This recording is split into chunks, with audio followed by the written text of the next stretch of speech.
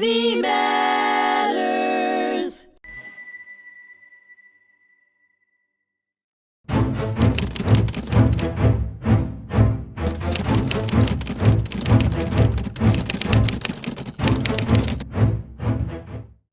Hello, and thank you for joining me today. I'm your host, Liam Carballal, and on today's episode of History Repeats on HMTV, my special guest is Richard Acritelli. Thank you for joining me again, Rich. It's good to see you. How have you been? Good. All good. Yes. So today, I was hoping we could talk about the interwar years, especially with regards to America and how we handled the rise of fascism up until World War II ultimately started in 1939. All right, so we looked into war years, 1919. We come out of World War I. We have one of the smallest armies out of all the industrialized countries going to World War I. So 1914, the war starts. 1917, after Woodrow Wilson makes it to his first term with the promise of, I kept our boys out of the war, which FDR is going to end up saying in 1940. By 1917, April of 1917, after his inauguration goes through for a second term, that March he gets inaugurated, that April he declares war. So in a short period of time, we end up drafting 3 million men into the Army. You have places like Camp Upton here on Long Island, that out in Yaphank. Outside of, you look at Gettysburg, Camp Colt, where Eisenhower trained a lot of tanks, Fort Dix, you have military bases up and down the coast. Now they send the forces over, late 1917, going to 1918. We make some very, very large headway. If the war had lasted well until 1919, we would have been the major player. Yeah. The British were tired, the French were tired, the Germans trying to win the war in 1917, going to 1918. So now the war comes to an end. 1919, now you're looking at the Treaty of Versailles. America now doesn't want anything to do with the Europeans. We're going to get back to a time of normalcy. You get the Roaring '20s, the flappers. You get some of the rough prohibition. You get some of the rough presidents where Wilson has a stroke. The second half of his term, trying to fight for the Treaty of Versailles. You have Warren G. Harding, who's going to die in office. Silent Cal, who's going to take a number of multi-hour naps in the White House. And then you get Hoover, who's going to get hit over the head with the Depression. So in the 1920s, we really cut back on a military that got trained very quickly on the Pershing. Washington Naval treaties. The Washington Naval Treaty, the Locarno, the Kellogg-Briand. So you're starting to get into later on Geneva. Now they're trying to make war, which was so bad at this time, almost illegal. Yeah. Right? And what does Teddy Roosevelt say?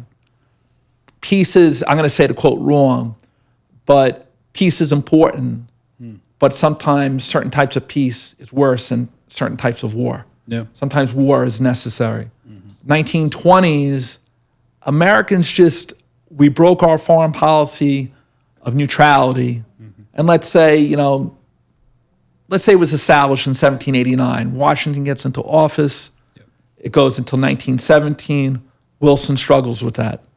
When you look at Roosevelt so many years later, he's going to struggle with that as well. Okay? But we want to get back to a sense of normalcy. What ends up happening, this massive army they build ends up getting dismantled. So now you have officers like a Patton, Eisenhower, they get promoted to the rank of colonel. They come home. 6 months after they come home, they go back to what their peacetime rank was, and then they get promoted on top of that. So now they go back to being first lieutenant, captain, major, and they almost stay that rank for about 10 years, 12 years until they get promoted again. And then another time to get promoted. So you look at Eisenhower in 1939, it's going to say to his son, John S.D. Eisenhower, who's thinking about going to West Point, and he ends up graduating on June 6, 1944. Eisenhower says to him after he comes home from serving with MacArthur for several years in the Philippines, the Army's been good to me, but I think I'm going to retire as a colonel. So you see these officers, it's amazing that they stay in the military because there was really no future in the service. Why? Just out of patriotism? This was what they were trained to do. But their backgrounds were different. You look at a guy, General George C. Marshall, he does not come from a wealthy background. So this is the job that he's trained to do. He works under Pershing. They work under men like Fox Connor. All right, so they aspire to do this job at a higher level, but it's going to be 20 years at that higher level. And what does General John J. Pershing say? That the Germans might have been beaten, okay, in World War I, but they weren't completely defeated. Yeah. And something's going to happen again within the next 20 years. Wow. But nobody wants to go in that direction, okay? We see it here. Camp Upton overnight blows up into a major installation to get soldiers ready and to get them on that big boat to go across the Atlantic Ocean. But in a short period of time, they start dismantling it. And they do that to almost all the major military bases itself. Wow. And this is just the 1920s? Just the 1920s. Almost right after World War I.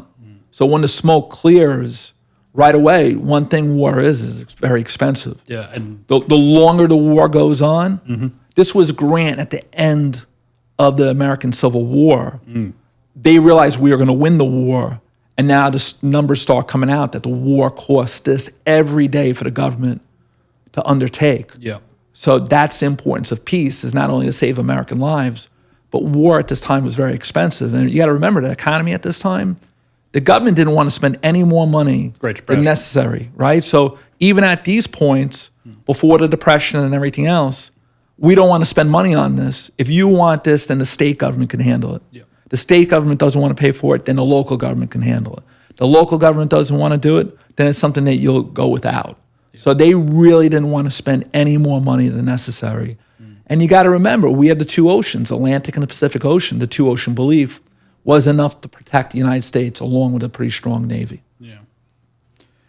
And I'm assuming once the Great Depression started, the situation got even worse. Oh, worse. It was... I remember hearing a story that to train mortar teams, they would use beer cans instead of ordnance.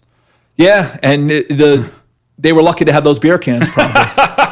That's the thing. That's the craziest thing is, I mean, I was in the service in 1994, and we were training with things that were very unsafe. They were left over from the Cold War. And I had sergeants that said if this was 5 or 6 years before this, we'd never be training with this. This was visibly not safe equipment. I hauled jet fuel, JP8. You'd hit a bump and water from the ceiling would splash you in the face as you were hauling 5,000 gallons of JP8. Jesus. So any time when you look at like the interwar years, okay, between conflicts, the one thing that doesn't really get taken care of is the military. All right, you have a surplus of weapons. You have enough to make good with. Look at the Spanish-American War, right? They're using stuff that's left over from the Civil War, the American Indian Wars. They got food that's left over, okay, in the War Department somewhere that would make a billy goat sick. All right, you had the Spanish, which was even worse off than we were, but at least they had some modern German weapons that they were using, right? And you're sending men into the tropics in cotton uniforms. Yeah. So you have things that don't make sense, and it's going to get worse when you have 25% of the people unemployed. That unemployment rate is going to dictate U.S. foreign policy, because now we have the Atlantic Ocean and the Pacific Ocean. Yep. It might as well be a different planet where some of these issues are taking place. And look at the issues itself there. You have Hitler, who tries to take over the beer hall push in the early 1920s. What was that, 1922 and 1923? Yep. He's going to get democratically elected right around the same time that Roosevelt's going to come into office. Yes. You're the Japanese, right? They're relatively untouched by World War I. One thing about Japan, they're not a large country, but they have a large population, and they're an island country. So they have to branch out into China, into Malaysia, towards Vietnam, into these different areas to get resources because they want to expand. So think about that, right? Commodore Perry opens up Japan. 1853. 1853, right? So now, in less than 100 years, that country goes from being a closed-knit country to becoming a modern power. Yeah. that is openly competing with us, the British, the French, and so on. And now they're going to get fiercer in the way they're going to conduct war. They were gentlemen, okay? Russo-Japanese War, they treated the Russian prisoners of war better than their own government treated them. Same with the German prisoners they took during the siege of Tsingtao in World War I. They apparently they treated POWs back then very well. And you're going to see a huge change of pace in that line of thinking. But that line of thinking was so far removed in terms of the way the United States, okay, military was being treated at this time. Why were they treated in this manner? Because there was no money. Look at the bonus army. Yep. Right? The irony of those bonuses were that they were going to be paid in 1939, which is going to be the start of World War II. You have veterans, a man named Joe Angelo, who was Patton's orderly. Patton was a colonel during World War I. He ends up getting shot in the behind. He raids a machine gun nest. And he says to himself, a Patton fought in every war. And he goes, well, now is the time for a Patton to die in this war. He gets shot and he goes into a crater hole. His orderly, Joe Angelo, pulls him out of the hole, pretty much saves his life. Joe Angelo, from time to time, received money from Patton. Patton was one of the wealthiest army officers that you would ever see. He was in the army. Yeah, he was in the army because that's what he saw his life doing. Okay? Joe Angelo is from Camden, New Jersey. He walks from New Jersey to Washington, D.C. during the height of the Great Depression under Hoover to testify on the concerns of the Depression. So I guess it was either Distinguished Service Cross, okay, or Distinguished Service Medal. He ends up hocking his medal so he can eat, which he's awarded for his efforts during World War I. Wow. So now what ends up happening? You look at the bonus army. These are veterans that are down there. They're living in the heat, okay, of Washington, D.C. They're living in cardboard structures, plywood. One thing about Washington, D.C. in the summertime, it gets very humid. Hoover, who gets a bad look with the Depression, because they always saw Hoover as being someone who didn't care about the average person. He was very wealthy. Hoovervilles, right? You see here in Central Park, out of one window, you could see the wealth of Central Park. Out of the other window, you could see the Hoovervilles that were in Central Park overlooking the wealth itself there, where you have the poverty, right, of the people that were living in the middle of the park. So now what you look at is with Hoover, he was poor. He made his own money, all right? And he basically told General Douglas MacArthur, who was the Army Chief of Staff at that time, just give them a little nudge out. So Congress had voted against giving them their bonuses early for two reasons. One, they didn't have the money. And two, if they give them the money, then other groups are going to be hitting the government as well. And it was a very dangerous precedent, even though they were starving and they didn't have anything. So now MacArthur, great general, he looks like that Prussian army officer during World War I with his head up straight and his chin out. He is awarded the Medal of Honor during World War II. His dad's awarded the Medal of Honor during the Civil War. But probably one of the most controversial things that you can do is end up using brute military force against some men that he had trained and he had led during World War I. And he calls them radicals and Reds.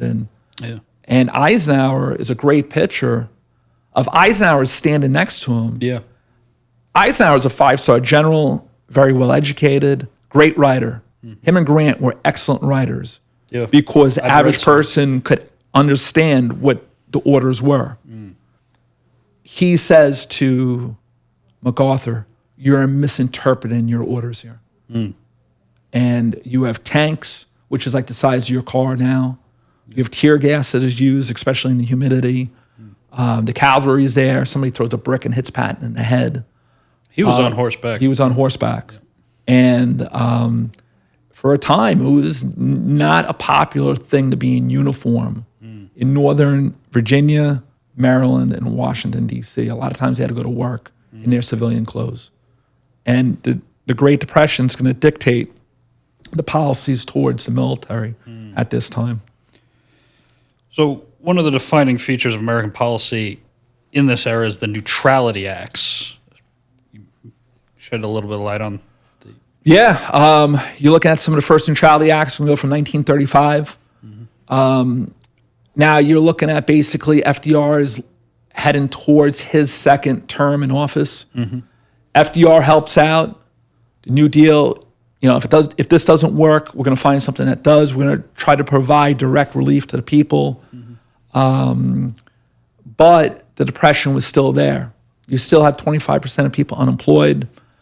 Now you see in Spain, you have Franco. Yeah. Okay, he's going to fight that brutal 3-year civil war. Spanish Civil War. The Spanish Civil War. The Soviets will come in on the side of the nationalists. The Germans and the Italians will come in on the side, of Franco. For them, that's almost like their spring training. Because now they're going to establish the blitzkrieg. They're going to establish mobile warfare, armor, infantry. As they're doing that, we're handing out rakes and shovels to the Civilian Conservation Corps. Yeah. You have General George C. Marshall. 4 years later, he's going to be tapped to become the Army Chief of Staff. And he's going to be one of the most powerful military men that this country's ever going to see. Yeah. And we're training with broom handles, or we're training with tanks that are left over from World War I. And it's very dangerous. It's extremely dangerous. And those are the concerns that you see today. Okay, you have America First, which is a big doctrine that President Trump was elected on. Yeah. Now, there's two schools of thought in terms of America First. Think about it. We're, $37 trillion in debt. If we're not at 37, we're pretty close to it. Yeah. Okay, we have to get this debt under wraps. Look at the British in 1946. What breaks a great country is constant warfare and economic downturn. Yeah. Okay, 1945, the British helped win the war, British Empire. 1946, they have a hard time feeding their own people. So they have to shed their empire, and they have to do it very quickly. Remember, Gandhi itself was very powerful in India. But if the British were not in financial strains, who knows if Gandhi's able to, get control away from England at that point. It's going to happen, but probably a couple of years after that point. So when you look at America First today and you look at how history repeats itself, Americans are a little concerned today with handling things so far away from this country and paying for it, and we're so heavily in debt now. Yeah. So that's a huge economic concern. You go back to 1935, 1936, you got the Great Depression. Yep. So what's the things in common? It's purely economic. Yep. What's the things that you have to worry about where America First doesn't always work out is you can't let problems get so far out of reach because it's like a fish that you can't reel back in. Yeah. All right? And that's, when you look at 1939, we start realizing we go from isolationism 1919 to 1939. I tell my students, we're like a turtle. We go back in our shell. You're right, we're wrong, just leave us out of it. Yeah. All right? We want to be friends, but the moment you start fighting, leave us out of it. That gets worse during the Depression. Now you look at the Neutrality Acts, that's going to be more beneficial to the aggressor country. Because even though we're not necessarily using these weapons, we still have that economic productivity here, and we could churn out those weapons. Yeah. So it's going to hurt the weaker countries. Look at Italy goes into Ethiopia. They use chemical weapons against the Ethiopians who have one plane in the country, and they use armor against the Ethiopians. That one plane takes Haile Selassie out, brings him to the League of Nations, which was a great idea, but they had no authority, none whatsoever. The UN has authority. The UN could make resolutions of force, right? They're trying to keep peace, but they could have resolutions of force. We don't support the League of Nations. That was what Wilson wanted. We said, absolutely not. We make a separate peace with Germany, 1922, 1923. So the Neutrality Acts are definitely going to help out the stronger countries. You look at where we live, right? You go to a Yankee game. You go to the Bronx, right? You go to Citi Field. Yep. You see the trains bring people in, the elevated trains. Yep. The Japanese are going to end up taking our scrap metal. So some of these new elevated trains were New Deal programs, right, through infrastructure. Yep. They're going to use that metal, and they're going to melt down that metal that was our junk later into their trucks, jeeps, planes, bullets, and so on. So the Neutrality Acts, it got dangerous, but nobody wants to hear about the fighting overseas. Look at the Spanish Civil War, right? The Abraham Lincoln Brigade. Yep. What does Roosevelt say? He ends up saying, you go over there, you're doing that at your own risk. We can't guarantee your security. And there was some concerns at that point that some of those Americans might have been leaning a little too far to the left in terms of, supporting communism and, looking at things a little bit differently, which was still seen as dangerous at that time. One of the incidents that led in the long path towards World War II that came up in my research, the Pan-A incident. Japanese bombed a U.S. warship during their invasion of China. And it was led into the Ludlow Amendment. Can you speak to that? Well, what you're looking at is that the Japanese are going to go into China in a very, very large way, right? Well, you got the Sino-Japanese War there, right? Yes. Nobody wants to fight at that time in that area of the world. Yeah. Remember, Roosevelt makes something called the quarantine speech about Japanese aggression. So what are they looking at that more? It was an accident. It shouldn't have happened. Americans get killed, they get wounded. It should never have happened, but we're not going to go to war over it. And those are greater wedges to drive in and say, all right, this happened. Why was our ship there in the first place? And what you're looking at is, Roosevelt, by the mid to late 1930s, he was extremely concerned with the totalitarian regime that were taking root in Europe, and the Pacific. But there wasn't much that he could do about it. That America First campaign was extremely strong. It was here on Long Island, it was here in the city, it was here in the middle of America, the West Coast.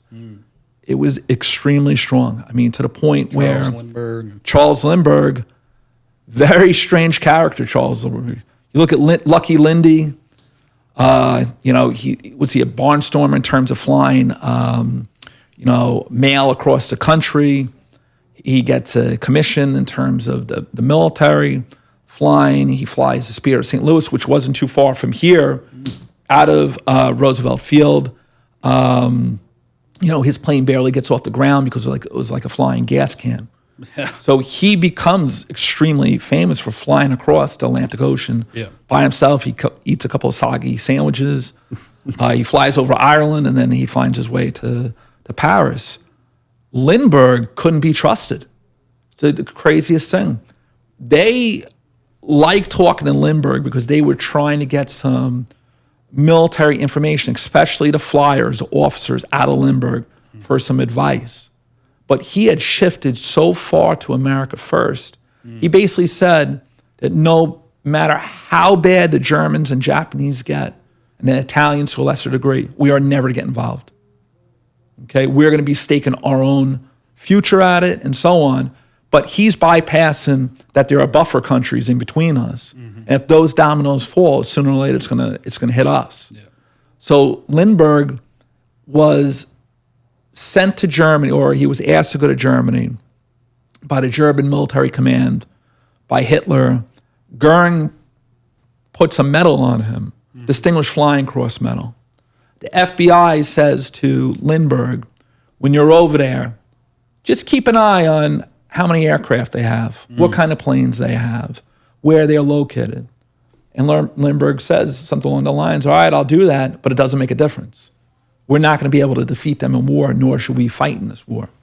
So now what ends up happening is he ends up going there, and they take him to one airfield, and he goes, there's planes as far as I can see. Then they take him to lunch in an opposite direction.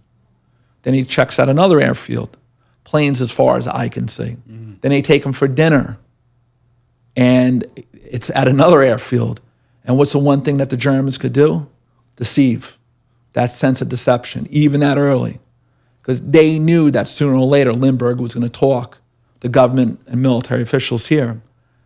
So what did the Germans do?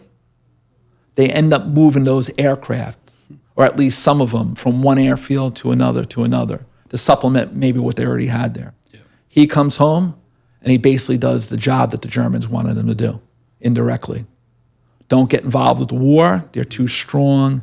And this is exactly what I've been telling the people in the nation that they should try to avert. Well, thank you, Rich. It's always good to have you. Stay tuned for next time.